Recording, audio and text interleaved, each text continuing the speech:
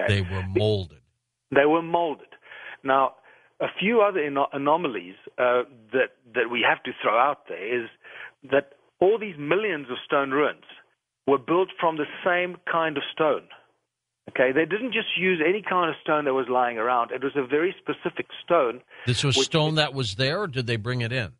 No, it was brought from elsewhere. It's not, the stone is not necessarily always the bedrock stone where the structures are. It seems to have been brought from other areas in the rivers, in the riverbeds, because all the stones that form the original structures, we've got to distinguish now. Remember, we're dealing with thousands and 300,000 year period here.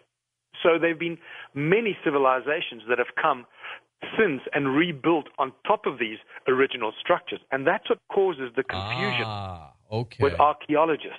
All right. Okay, that's what confuses a lot of archaeologists. And the poor guys just don't know where to turn because they don't have the broader sort of background of the Annunaki and the gold mines. So they look at the ruins and they see, okay, well, this was built by the migrating tribes from the north about 200 or 400 years ago.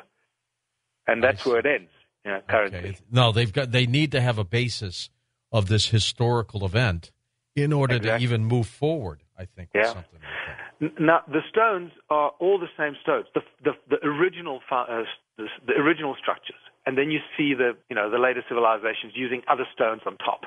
Why did they have doorways? Well, they didn't have doorways, and this is the other anomaly. The original circles did not have any entrances or doorways, and that is written on many archaeological reports from over 100 years ago already, and that was one of the anomalies that has caused a lot of confusion. How do you build a circular stone structure, which is either a dwelling or a place of worship or a place of work or whatever, with no doorway? No doorways. And, then in the next breath, our very clever historians say, well, it must have been built by a small family of 15 to 20 people as they were migrating south. And then you go, which planet do you come from, dude? Have you thought about this? They probably came from Nibiru. Yeah. Have you thought about this practically? On one sentence you say, wow, here's this huge structure. It's got a 100-meter circumference. There was a lot of complex internal structures, but there's no doorway and no entrance. And then suddenly you realize that each one of these ancient original stone circles was linked by a road or a channel of sort that was walled. These walled roads that run for thousands and thousands of kilometers, linking each and every single one of these original stone circles. How tall were the walls? That boggles the mind. How tall were the walls? At the moment, the tallest wall we have in the ruins is about 3 meters tall, so it's about 9 feet, 10 feet tall. That's pretty good size. Some of them are reasonably tall still, but most of them have been reduced down to 4 or 5 feet. Well, there's got to be a reason why these channels, or if that's what they were built. There's got to be some purpose. I don't think it's not to direct people to walk in and out, or maybe it is. Yeah, thank you, George. You put your finger right into the most important aspect of this. And this is why our journey of discovery has been such an exciting thing, because, you first look at these aerial photographs and you see, oh, look at all these roads linking these circles together. There are thousands of them. And they all go straight into the circle, but they don't have any entrances. Once again, there are no doors or entrances in or out of these channels or these roads. They run into the circle and they end either on the outer wall, or if they don't end there, they go into the inner circle and they end at the wall of one of the internal structures. Now, each and every one of these stone circles is unique. It is a completely unique structure. It's almost as if it's a fingerprint of some sort of flow of energy or something. Now, when you start looking at the stones, the kind of stone that was used to construct these ruins, and you realize that they ring like bells, suddenly the alarm bells start to ring. And if you know anything about sound frequency...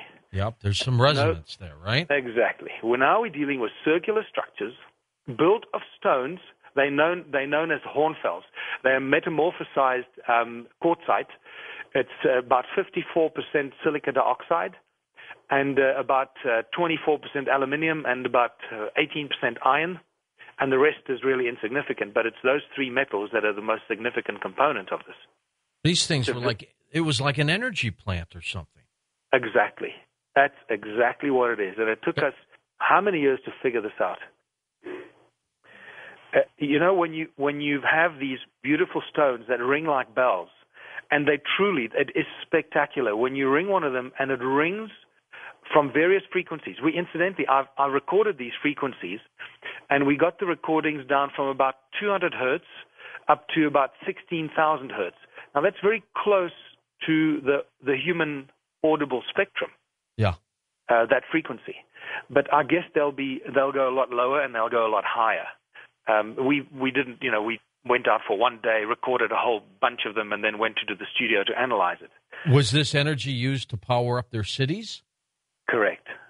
Now, this is what we discovered, is that, and this is what I figure, right, is that here we got circular stone structures made of stones that ring like bells, and they also have other interesting properties. This particular rock of silica dioxide, incidentally, also is supposed to give off pockets of electromagnetic energy. This is the work that was done by Dan Burish and his research project. And they found that silica dioxide in specific concentrations gives off what they call these pockets of electromagnetic energy. So now we got stone circular structures linked by these channels, all made from the same stone, that ring like bells, have incredible audio properties, have high content of silica dioxide, which we know is basically quartz crystal, right, which are very strong energy devices, and they give off pockets of electromagnetic energy. It screams at you that these were energy devices. And how did they generate energy? I believe that they created what we would call a standing wave that went around and around the outside wall. Now, you know that the Egyptian Ankh, was actually an energy-generating frequency device. And once again, for your listeners, the Egyptian Ankh is no longer an Egyptian Ankh. It is now a South African Ankh, because we have 200 or 300,000-year-old petroglyphs, beautiful carvings of Ankhs inside radiating circles that are discovered, carved into diorite and andesite, which is the second hardest rock you can find, with incredible signs of erosion on it. So we know that whoever lived down here, these first people, already knew the symbol of the Ankh and its energy frequency and its vibrational frequency potential. And I believe that the Ankh was like the tuning fork or the device that was used to kickstart this circular standing wave sound frequency that went around the walls of these stoned ruins. Do you know if we could duplicate that today, Michael, what we would be able to do for free energy and everything else? Well, that's exactly, George, God. That's it. You know, I lie awake at night thinking about these things because clearly these guys knew stuff that we have only rediscovered. People like Nikola Tesla probably tapped into that same body of information, and then his information was removed from the planet very quickly. Before him, it was the wonderful John Keeley, who I believe was actually the real great master of the last 120 years, who also discovered the frequency of the power of the sound frequency. And then, obviously, also Royal Raymond Rife, the man who found the cure for all disease. And look what they did to him. Exactly. So we're all dealing with the three very important figures in recent human history that used sound vibrational frequency for free energy, to cure all disease, for light, for all these kind of things. Michael, when we come back, I want to ask you if you believe the Anunnaki may still be coming back here. We'll be back. And, of course, next hour, we're going to take your phone calls with Michael Tellinger. Just an incredible story, and there's more when we come right back on Coast to Coast AM. Michael, do you think the Anunnaki, if they were here, they probably, if they're still in existence, they've come back? Do you think they have?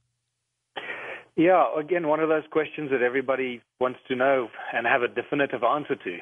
And the more I look at this and the more I study these ruins, realizing